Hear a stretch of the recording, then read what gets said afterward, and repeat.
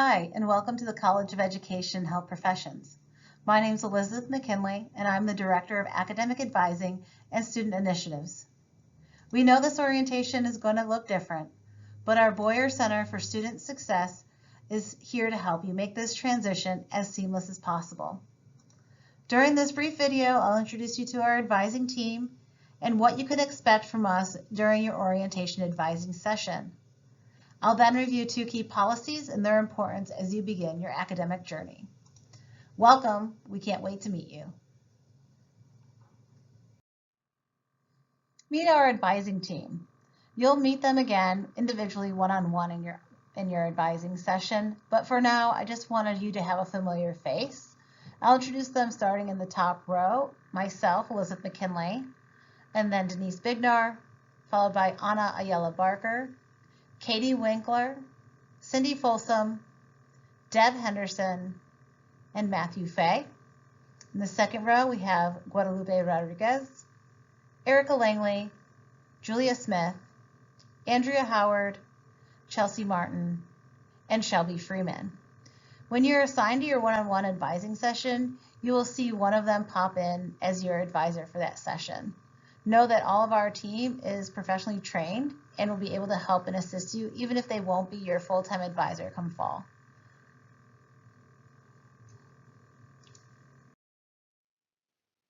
In the College of Education and Health Professions, we have professional advisors assigned to each one of our students as they complete their degree in one of our majors. Our advisors are student-centered and devoted to investing in your students. We want each student to have a rewarding experience, and this happens through open and direct communication each semester with student and advisor. As you prepare for your first academic advising session, we wanted to review some expectations that we have. We want you to be prepared. Come prepared to each appointment with questions or discussion topics. If you have concerns about your current major or how you may be wanting to look at a secondary major, we want to have a meaningful conversation with you so we can be best supporting you throughout your academic career. Second, read. Read and read some more. Read any email that is sent from your advisor. We don't overwhelm you with many emails, but when we send you something, it's a reminder for you to check in on your coursework. Maybe it's time for an advising appointment, or just, again, general well-being. Just again, when you see an email from your advisor, make sure to read it. Next, we want you to be accountable. We want you to schedule your advising session on your own and then attend, show up, and be present in those appointments. Please be on time, as our advising team has over 400 students that we want to make sure that we can give you the time that you deserve. There are 30 minutes in these advising appointments, and we like to talk with your current coursework and then also plan for future courses in your degree. Additionally, you're accountable to know what is in the degree requirements, so make sure that you have looked that over in the catalog. Next, we expect you to understand enrollment and how enrollment happens each semester. You will be responsible to get enrolled on your own on your enrollment day, so know what that enrollment appointment looks like.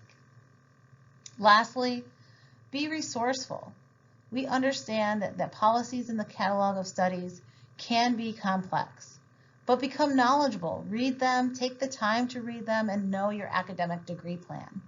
There's other policies in the catalog of studies that is also able to help you if you have questions on your academic journey. And when all else fails, feel free to reach out to your advisor. We are definitely here to support you as you navigate your next steps. Now, what can you expect from us, your advisor? Confidentiality is the utmost #1 goal that we will host.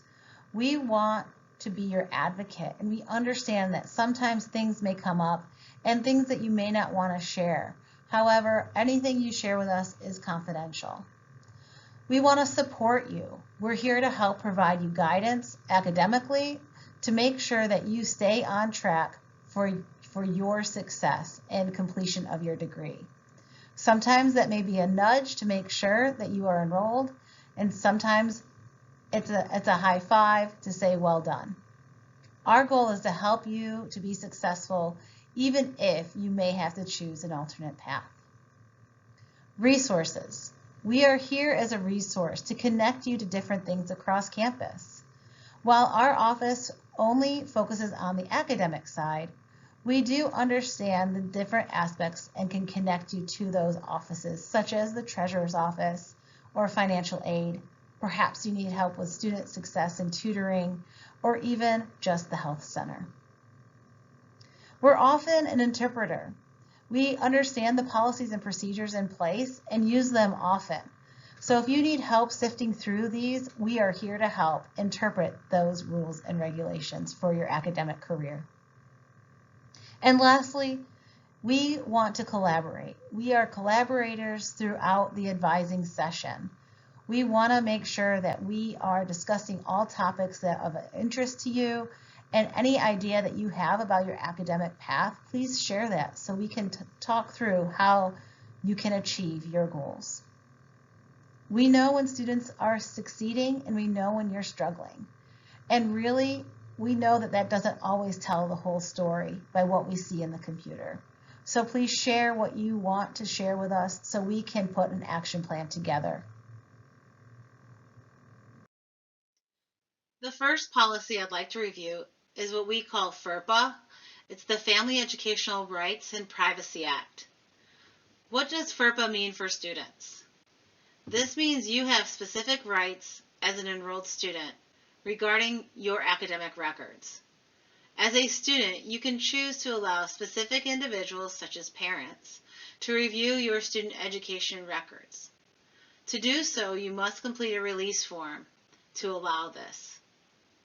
The form is located in your student profile tile on your UA Connect student homepage. In order to have the third-party release, there is some steps that must be taken by the student. So you will go to your student homepage in UA Connect and click the profile tile on your homepage. And then on the left-hand drop-down menu, click on the third-party release, and that will then open the form. The Consent to Release Education Records form has 3 parts and 3 levels of what type of information you want to release and who to. The first part is you can release all or just specific education records, such as grades or tuition. Second, you can release information to your parents, or you don't have to release information to your parents. And third, you can release information to agencies that are outside the university, or you don't have to. The second policy I'd like to review is Act 1014. This is the 8th semester completion program, also known as the DCP hold on your student account. Act 1014 is a contract between you, the student, and the University of Arkansas. Act 1014 provides a guide to graduation in 8 semesters, 4 years, and students can choose to accept, decline, or in some cases, programs are ineligible. Not everyone can be admitted to the 8 semester degree completion program. There are some specific requirements. It's only for freshmen who have full-time enrollment, and you must complete 31 to 34 credit hours in your first year, and you have to start in the fall. You have to pick a major and stick with it. Anytime you change your major, the admission to this program is then null and void. And finally, you must not need any prerequisite classes. You must come in and do the first semester as written. There are no substitutions. So how does your COHEP major impact you in regards to Act 1014? Our COHEP majors are ineligible. The ones that are preparatory are ineligible. So the pre-communication science and disorders major, pre-elementary education, pre-nursing, pre-public health, pre-special education, pre-physical education and teaching and health, and our recreation and sports management because it has 9 semesters for internship. Co-op majors that could accept or decline Act 1014 is career and technical education, exercise science, and educational studies. Again, even if you choose to decline the agreement, that just indicates that you're not following it as written. There's actually more flexibility in building out your own path depending on what credit you may have or other minors you may want to add. We will go over Act 1014 during your advising session, so make sure to bring any questions that you have that you want to discuss with your advisor to that session. Now, during that appointment, you will choose one of the following of either accepting, declining, or if your degree program is one of the ones that's ineligible, you will select ineligible. After you select it, we will then see it on our side and can release the hold, and that will all take place in the first part of your advising session. Hopefully you feel better prepared now that you met our team and reviewed a few important academic policies. Next, please review your degree program video to make sure you're ready for your one-on-one advising session. We'll see you soon and can't wait to see you on the Hill in the fall.